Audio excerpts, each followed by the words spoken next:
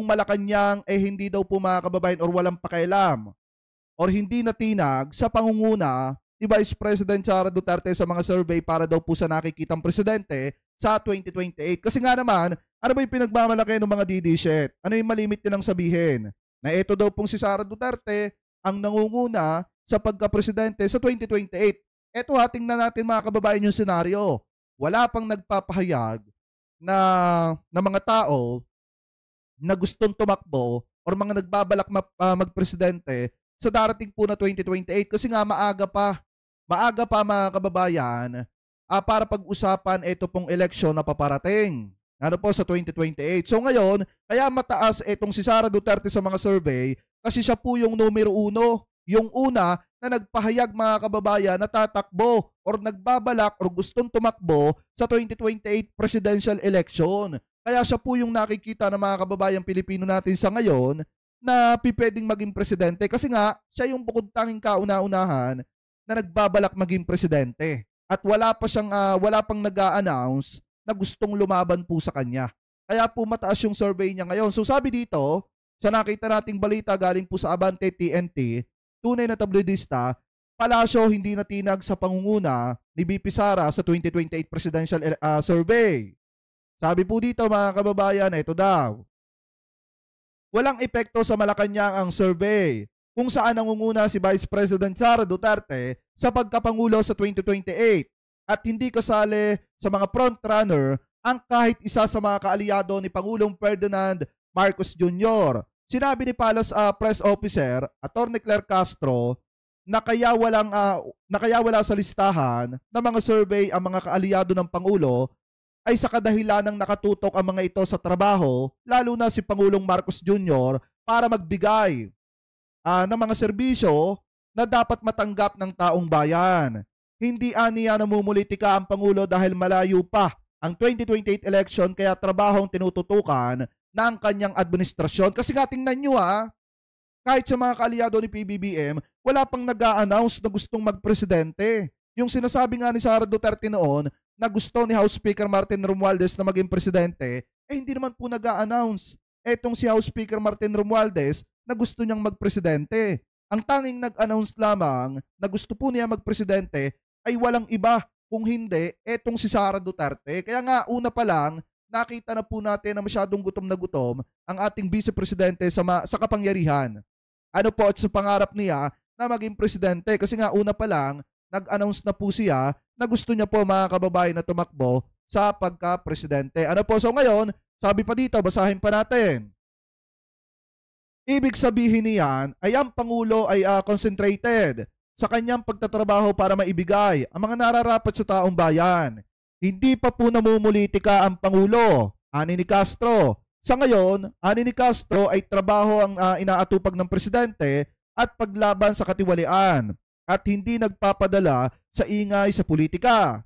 Makikita or nakikita naman aniya ng taong bayan kung sino ang nagtatrabaho at kung sino ang madalas na lumalabas at bumabiyahe palabas ng bansa. So ngayon, kaya hindi natin may iwasan na mahalin ng mga kababayan Pilipino po natin si PBBM kasi nga nakikita po nila yung pagtatrabaho na ginagawa ng presidente. Nakikita po nila na hindi po namumulitika ang presidente taliwas sa mga accusation na ibinabato ng kampo ni Vice President Sara Duterte. O baka sabihin ng iba, Jake, fake news naman yan wala namang ganyang statement ang Palacio So ngayon ituloy po natin yung usapin na yan dito sa nakita nating balitang ito na kung saan galing po sa News 5 Everywhere. Sabi po dito, Yusek Claire nag-react sa pangunguna ni VP Sara sa 2028 presidential election. So ito, play po natin. Lumabas po kasi dun sa survey na yon na sa 2028 frontrunner pa rin po sa pagkapangulo si VP Sara.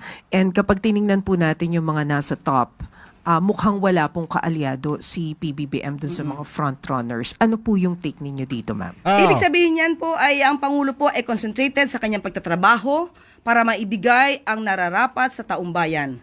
Hindi pa po namumulitika ang Pangulo. Hindi po namumulitika ang Pangulo. At siguro ang eleksyon, 2028 pa po yan, saka na natin pag-usapan. Pagtuunan po natin at pinagtutuunan ng Pangulo ang pagtatrabaho para sa taong bayan. Ayan mga kababayan maliwanag yung sinabi dito ni Atty. Claire Castro na hindi po mga kababayan namumulitika ang Pangulo.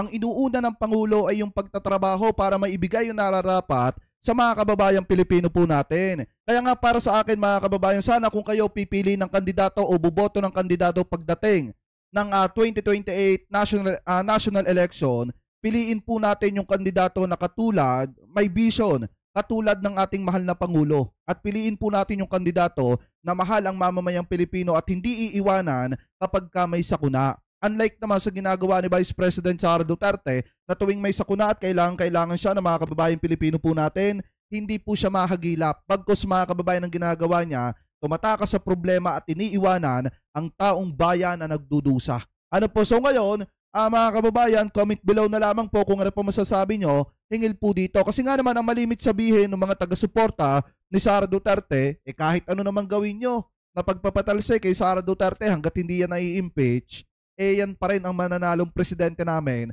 pagdating ng 2028. Ito naman po yung masasabi ko sa mga kababayang Pilipino po natin na gustong magtiwala at bumoto kay Sara Duterte. Kung kayo po ngayon, nagmumukhang uto-uto, huwag nyo pong idamay ang sambayan ng Pilipino sa paghihirap na gusto ninyong mangyari sa hinaharap. Kasi kawawa talaga ang taong bayan. Kawawa ang mamamayang Pilipino at magdudusa ang Pilipinas kapag ka si Sara ang naging presidente sa hinaharap. Kaya nga, yung mga taga-suporta dyan ni Sara, kapag ka inuupakan tayo mga kababayan, ito lang yung malimit kong tinatanong sa kanila Ano ba ang alam ninyo na nagawa ni Sara Duterte? May nagawa na ba si Sara Duterte na masasabi na ligasiya niya? Kasi pag ako tinanong kung ano nagawa ni PBBM, marami tayong pwedeng ipakita na nagawa ni PBBM na pwedeng sabihin na ligasiya ng presidente. Si Sara, ano ba ang nagawa niya bilang pangalawang Pangulo ng Republika ng Pilipinas? Matatapos na nga lahat-lahat yung kanyang termino, pero wala pa siya mga kababayang solid na nagagawa. Or wala pa nga siyang nagagawa, puro na simulan, pero wala namang katapusan. Diba, nakukuha niyo yung pinupunto? Kaya nga, kapag ka tayo binabanatan ng mga taga-suporta ni Sara, isa lang yung sinasabi ko, magpresenta ka ng mga nagawa ni Sara Duterte bilang pangalawang Pangulo ng Republika ng Pilipinas. Huwag niyong isali yung libreng sakay. Kasi sa panahon pa ng mga magulang ni PBBM na ilunsad na po yan. Ginaya lang ni Sara Duterte nung siya ay naging pangalawang Pangulo ng Republika ng Pilipinas. Kaya nga hindi pwede na maging ligasiya yan ni Sara Duterte. Kasi nga, kahit sino naman, pwedeng maglungsad ng libreng sakay. Ang problema nga lang, yung libreng sakay na yan sa panahon na mga magulang ni PBBM, binuhay lang ulit ni Sara ngayon. Ibig sabihin, hindi po ligasiya yan ni Vice President Sara Duterte. Kaya tama, etong sinasabi dito ni Atty. Claire Castro na ang presidente nagtatrabaho pero si Sara, patravel-travel lang at wala pong ginagawa. Ano po? So anyway, mga kababayan kayo, comment below na lamang po kung ano po masasabi nyo, hingil po dyan.